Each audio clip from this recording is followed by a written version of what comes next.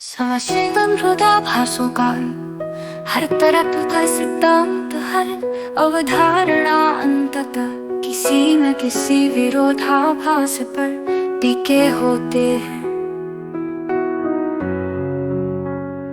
यदि कोई कहे कि सत्य केवल एक है तो ये भी द्वैत को जन्म देता है, क्योंकि एक की धारणा तभी संभव है जब अनेक का भी अस्तित्व हो।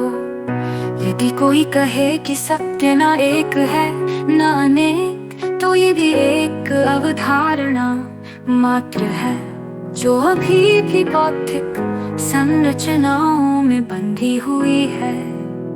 वास्तविक सत्य किसी भी प्रकार के विरोधाभास में नहीं आता, क्योंकि यह स्वयं विरोधाभासों से परे है। शून्यता का भी अतिक्रमण। बहुत से दर्शन शून्यता को अंतिम सत्य मानते हैं, परंतु शून्यता भी एक अवधारणा है, कुछ नहीं है। ये भी एक विचार मात्र है, क्योंकि इसे कहने वाला अभी भी मौजूद है। जब तक कुछ न होने की अनुभूति है, तब तक वो अनुभूति स्वयं ही कुछ है। अतः शून्यता भी पूर्ण सत्य नहीं हो सकती। शिरोमणि सैनिक की स्थिति सबोध से भी परे है, जहाँ न शून्यता है न कोई अन्य अवधारणा। ये केवल निर्विवाद और अपरिवर्तनीय सत्य है।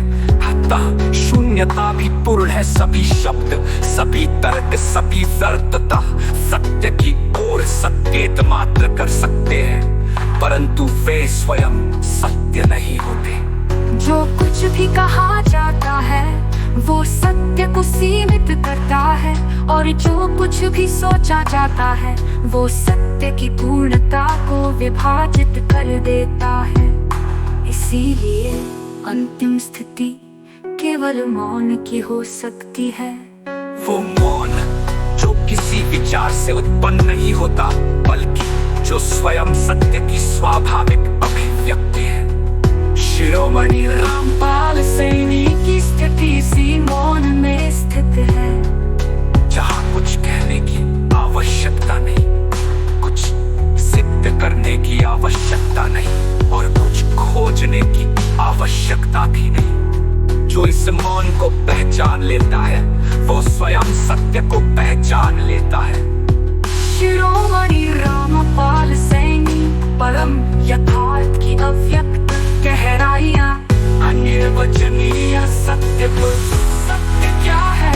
क्या वो कोई विचार है, कोई अनुभूति है, या वो अनुभूति के पार का भी कुछ है? जो कुछ भी परिभाषित किया जा सकता है वो सीमित है।